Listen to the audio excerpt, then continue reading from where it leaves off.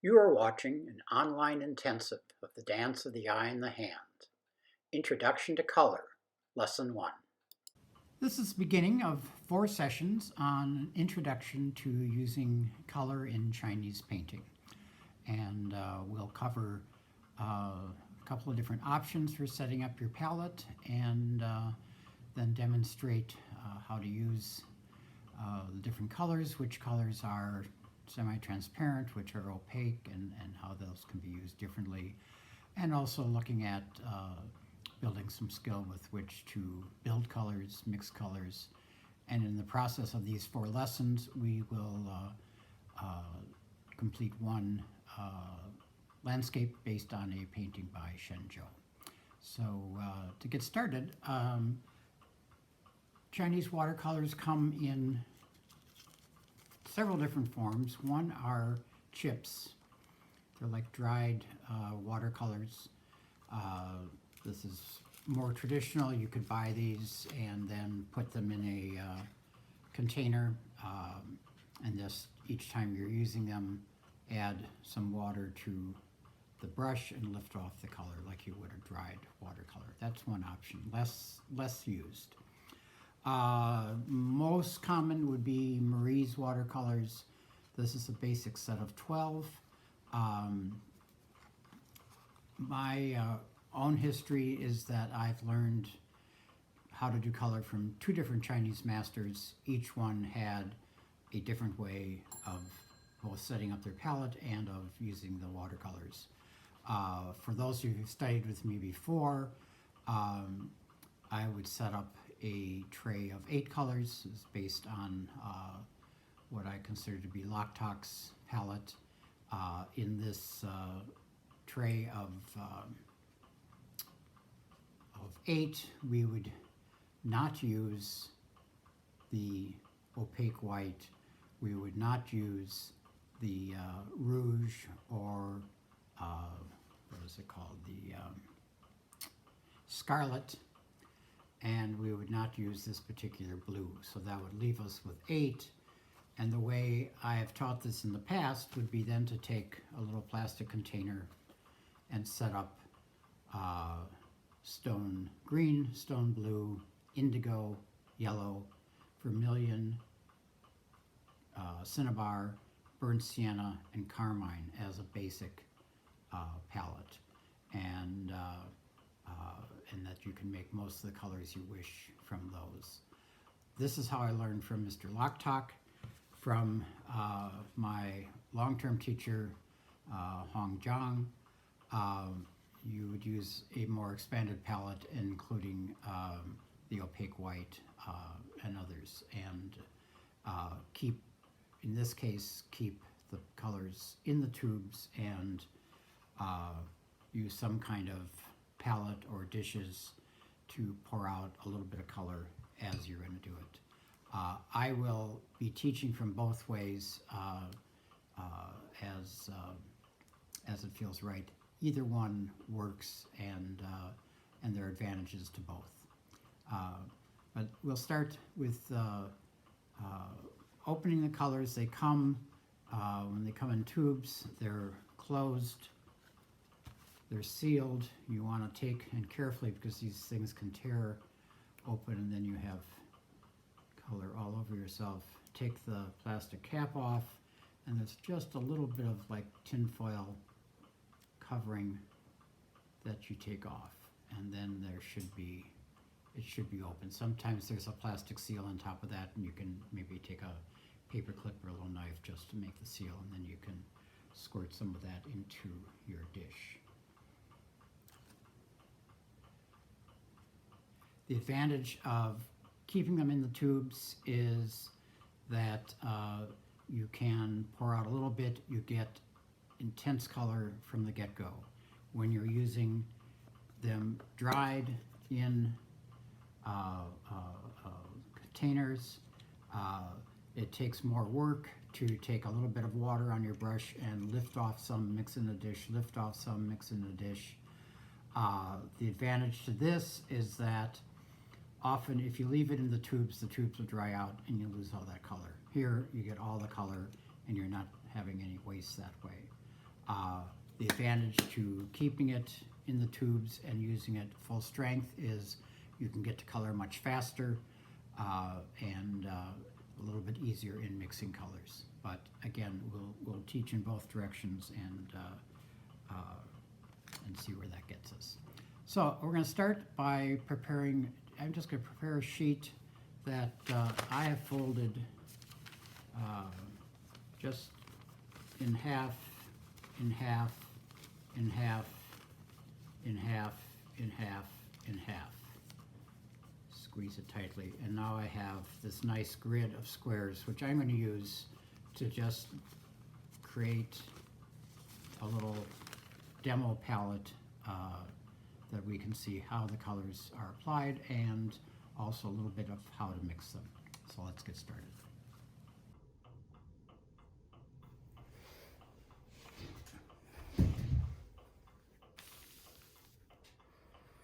So to start, I have a brush.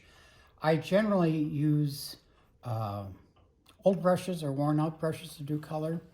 I try not to use my best brushes for color. You can, it's not gonna, harm them, but I try to keep a good brush for calligraphy, a good brush for landscape that I know has a good point.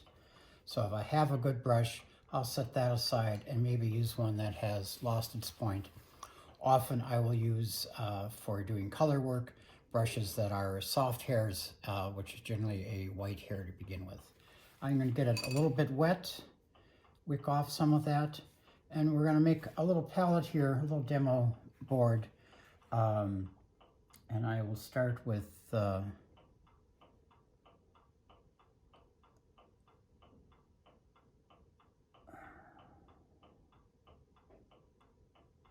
I'm starting with the carmine, and just a little more water coming out of the tube. It's quite thick. I'm just gonna make a little square here to show what the carmine looks like. Clean that off, a little bit of water. And then I want to do burnt sienna. And again, just a little bit of water in there, picking up a little bit of that color. Again, just making a shape here. Burnt sienna is often used for trees, for sometimes on rocks, distant mountains. Another version here with yellow. And for whatever reasons, yellow seems to be the paint that we use the most of, both in mixing our greens and in other fall colors as well.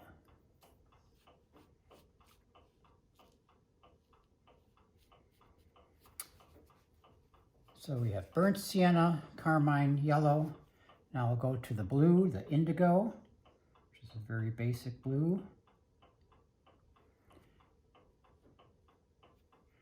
That's pretty light. Add a little more and I can get a pretty good texture to that. And then I have two stone colors. Colors so far are all semi-transparent. Stone colors are mineral-based and are opaque. So we have a little bit of stone blue here. And what that means by saying they're opaque is that if I put them over existing color or if I put them over ink, it will cover the ink. They're solid. So there are times when that is an effect that you want to have. And so you have stone blue and stone green to use. That's stone blue, this is stone green. And you probably recognize these colors from Chinese paintings you've seen. So I did all of that with the colors straight from the tubes. I'm going to show you the difference to get vermilion on this palette here. I'm rubbing the brush has a little bit of water in, and just trying to fill the brush up with some color. I have a dish. I'll bring it to the dish. If I use it quickly, I get a medium color. If I work it a little bit more, I can get a more intense color. So it's in some ways a little more efficient because I have no waste, but it also, if I'm going to use a lot of an intense color, it will take me more work to achieve the results.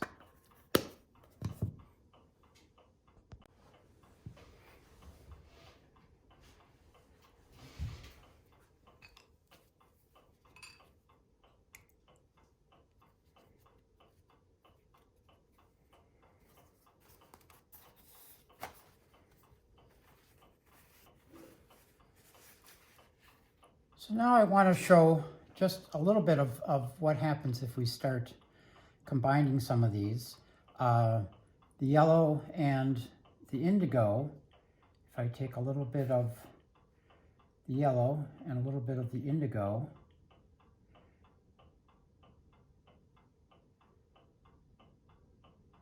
I can make a very nice green, almost a spring green. I can take, say, the carmine and some yellow,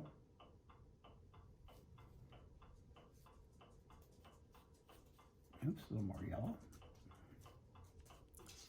and get a brighter orange. I could mix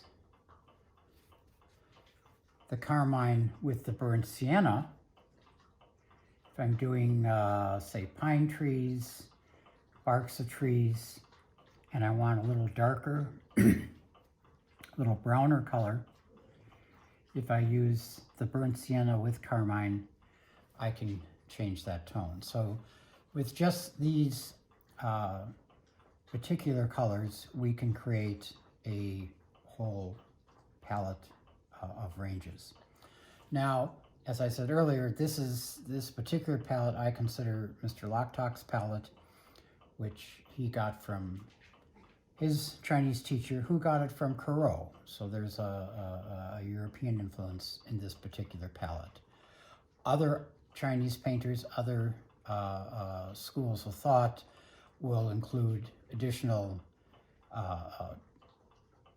colors and also more ways of mixing it. But this particular palette is based on 8 colors with no white. The white is created by the lack of color on the paper. I work in both schools. Now, to begin to use this palette, we're going to do a couple of exercises. The first, and this is in the PDF handout that you can download from my website, we want to do a model of rocks. And it's a pretty basic model. We start in the foreground, do outline, then shading lines, and then work basically from front to back. So the one behind that, the one behind that, here and here. And we want to do this because in Chinese painting, the color is always almost an afterthought. You first need to build the structure, the ink work, the bones of the piece, and then color is an additive on top of that. So what I'm going to suggest is create a model of rocks and let that dry, and a model of our basic trees, our trees with dots, our trees with circle leaves, distant pines. And again, with ink, create the V, create the whole trunk, create your dots. And again, this is in the packet, and there's instructional material as part of that to set that up. Let that dry, and then we'll come back to it. And then finally, to do a pine tree. And again, this is in the packet and also in beginning lessons if you want to refer back to more detailed explanation. But to do the trunk, the branches, the needles, and then With those three pieces, we'll be set up to start playing with color. So we'll start with our collection of rocks. We've done the outlines, we've done the shading lines. If we wanted to, we could add just a little bit of gray wash. If we were going to do the whole thing in just black and grays, we could add several layers of wash to it. But here, since we're going to do some color, we'll just add a little bit of gray wash to accentuate the gravity of it, the low center of gravity of the rock. So I'm just putting in a few additional shading lines just to add some weight to each rock. And I've already made a sort of mid to light gray to do that. I don't want too much, but enough to add some color or some tone. And I can use this also if I want to increase the strength of the outline. If there were some areas that I wish were a little bit stronger, I could use the gray wash to help with some of that. So there, we have a little bit of gray wash. I'll put that aside. Now, to start with the rocks, get my brush wet. I'm working with fresh squeezed color here. I'm going to take a little bit of the burnt sienna, a little more water, just to loosen it up. I'll test it first, see what I got. I'm going to just put some additional shading lines, again weighting it towards the bottom. And again, I can help the shading lines that are there already if I want to add some more movement to it, but again, weighting it to the bottom of the rock. Same here, a little bit too wet there.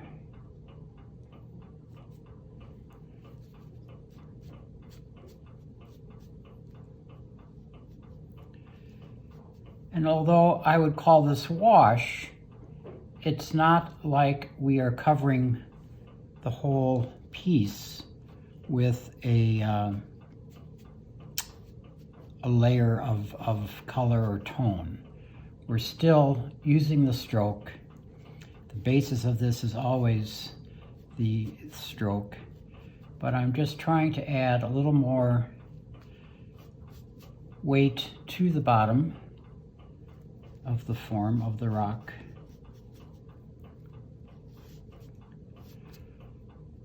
And I also want to be aware of my stroke, so I mix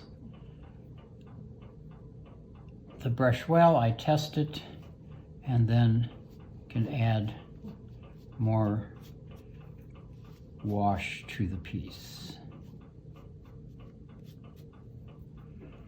And then two more rocks.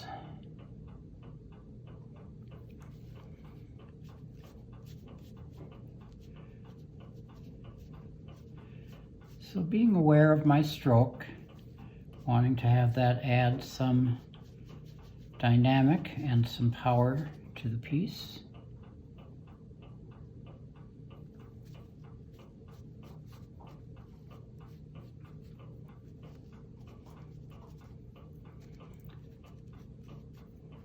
And paying attention, I've left bare white at the top of all this. I can move into that a little bit, but I really want that contrast between what would be void and solid at the bottom. So that's my first layer of color. I'm going to set that aside and let that dry. And now let's shift to our trees with dots and trees with circle leaves. Again, I'm going to be using some more of this burnt sienna, this time mixing it up fairly loose, but taking the water out of my brush so that I don't get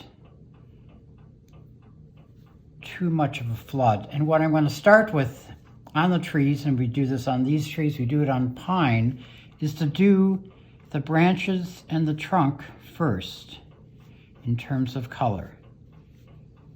And here I'm pretty much laying a pretty flat color. I don't need much.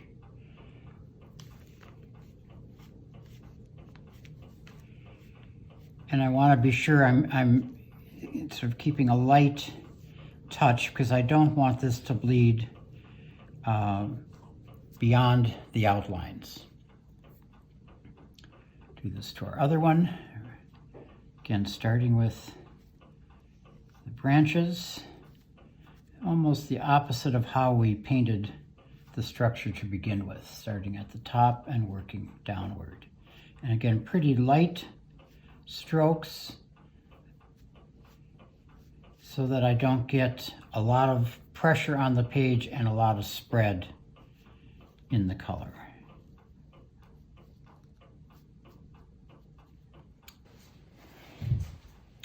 So as we start with the pine tree, we want to start again with the trunk, and I'll use the burnt sienna for that. Again, drying my brush a little bit and just using the tip.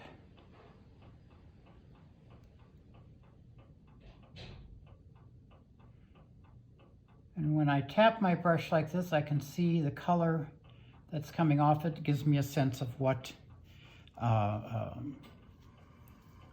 much color I have in the brush. And again, I'm just going to lightly do these outlines. I'm going to leave a little bit of white around each one of these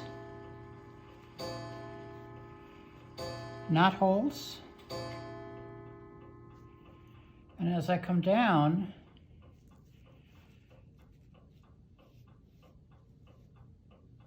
on the trunk, I want to just go along the outside edge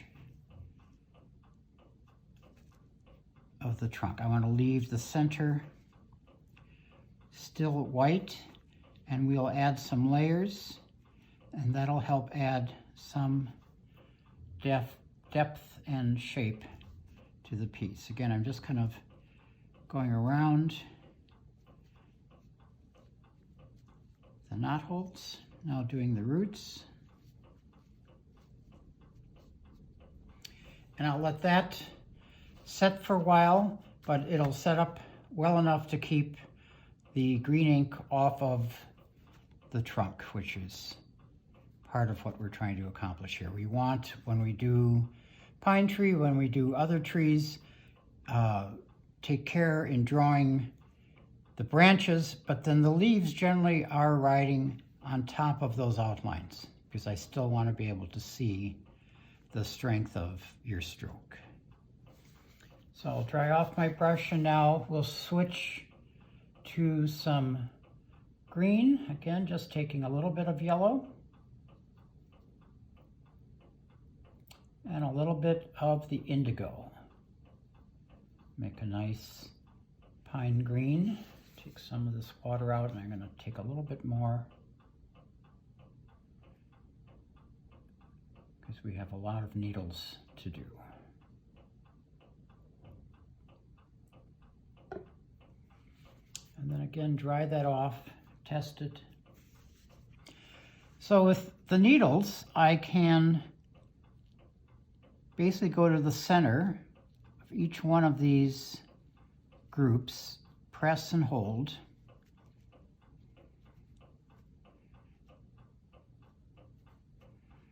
That would be sort of the basic movement.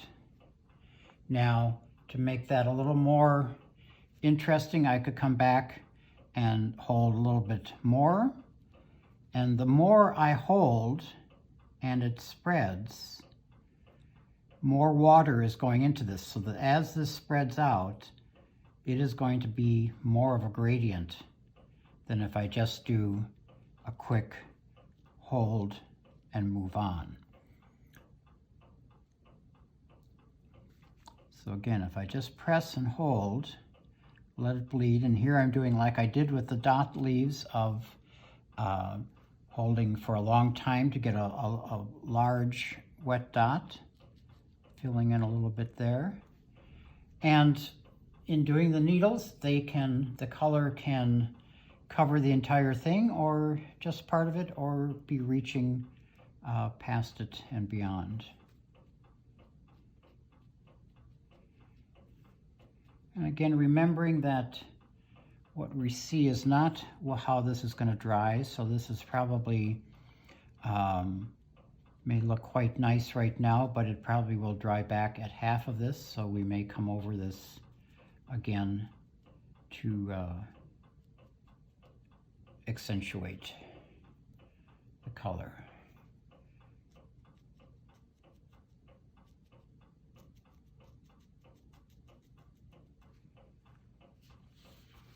Now I'm going to go back into my trunk here and add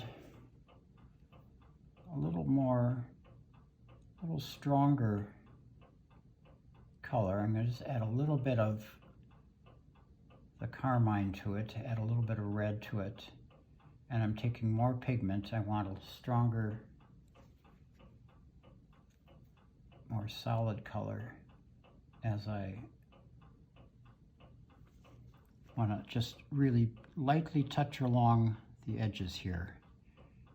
And that's going to give me a little more strength.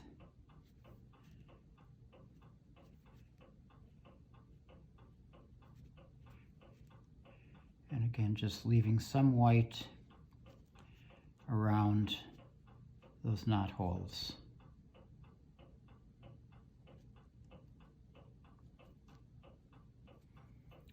Picking up this little more dark.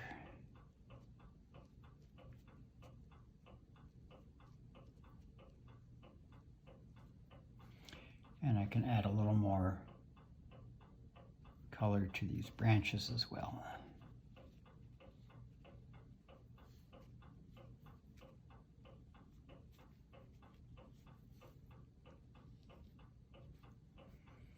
So for now, we'll let that dry and come back and see what corrections we need to make to it.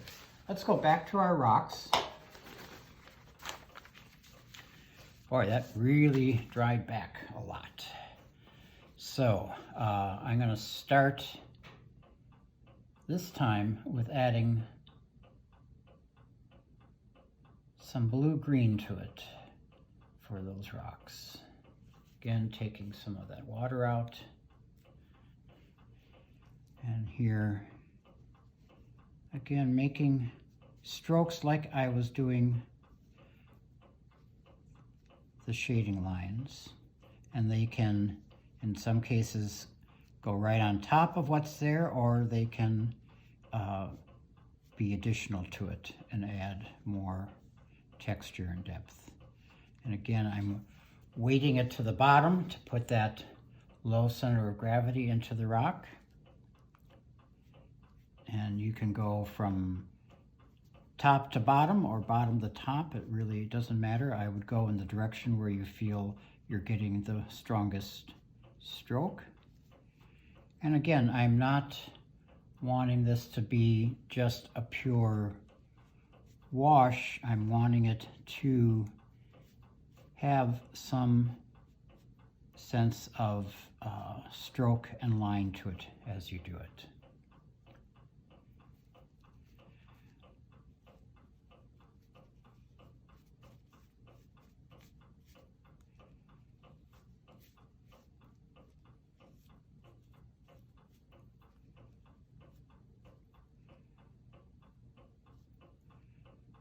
And I can squeeze a lot out, and as I'm doing this, if I'm pressing that much, I know that's going to be a lighter tone because I'm pulling the water from the base of the brush into the color. And then we do this one in front. I want to strengthen that line so that it pulls in front of that other rock, and maybe a little bit of strength on the bottom here, since that line is so much of the flying white.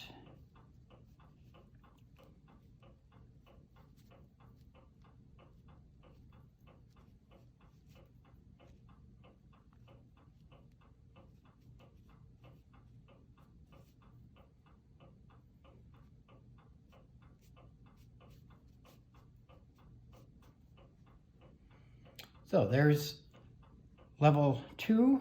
So we've put down a level of layer of burnt sienna, now a layer of green. We'll let this sit and dry, and let's check back on our trees, which here the color has held, I think, quite well. The distant trees have held their own.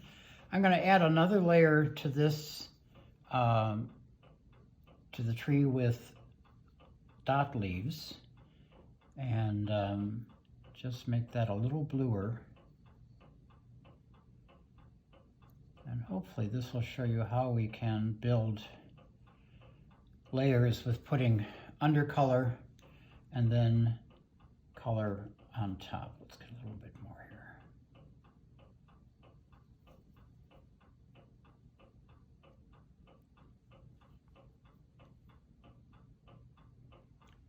So I'm going to hit some of the areas where this is so limey.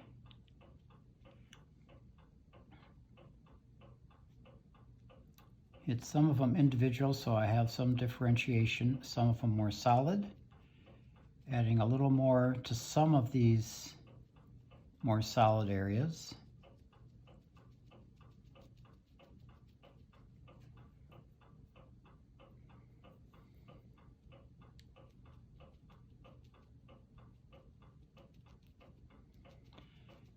And part of what I can be doing as I am using these washes is I also can accentuate any of the groups I had created. Because as we're putting these leaves in, we're not just doing it randomly, but we're trying to create groups, trying to show the branching that is not visible.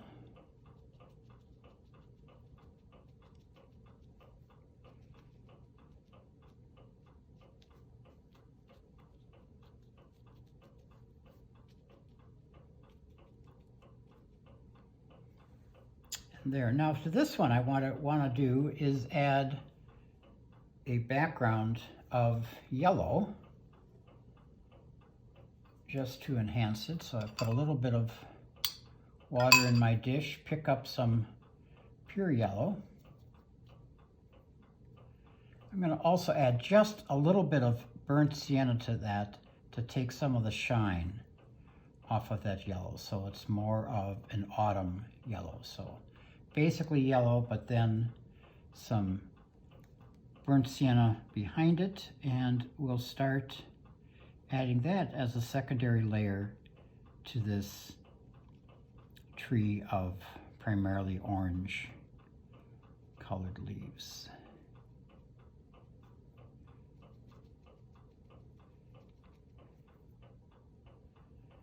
And again, adding color on top, since the color is semi-transparent, it will change or tint the color below it. So you can, as you're wanting to build up layers, wanting to add some complexity, use undercolors to build a deeper tone of color.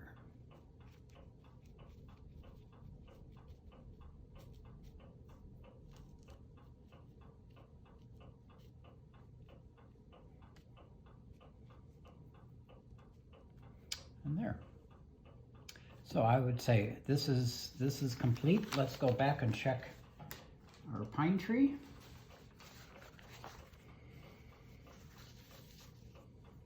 So on the pine, I think I'm going to add one more layer to the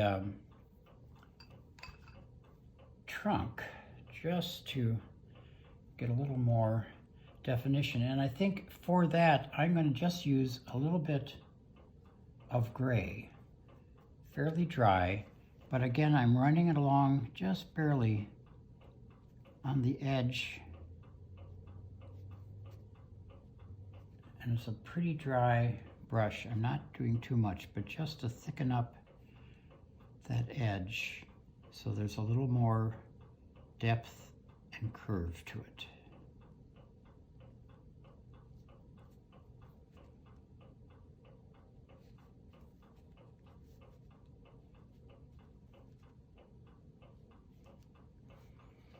And so we have our white around the knot holes and then that weighted area hugging the inside of those outlines, and that gives us a little bit of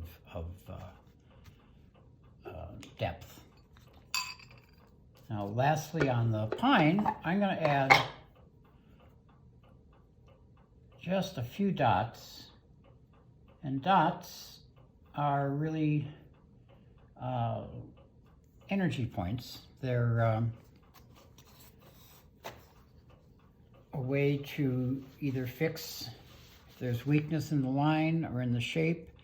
It's also a way to move the eye through the piece. And I'm going to do this a little bit carefully because this is still a bit damp. Want to vary them a little bit in size. I can put some of them even into the needles.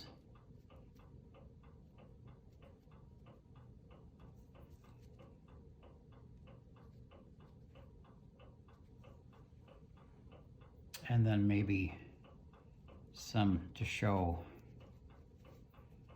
the rock that this is sitting on.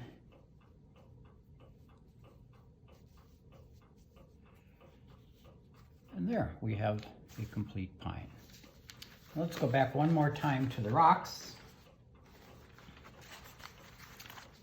See how they've dried. And then to the rocks, I'll also add just a layer of some dots. Dots, remember, are either gathered or scattered, so we can add them close to each other or like they're jumping off of the rock.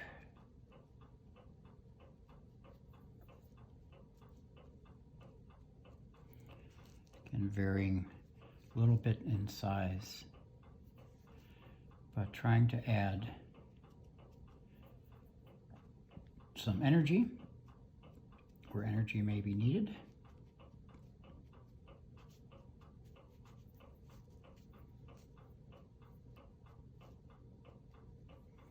And there, complete.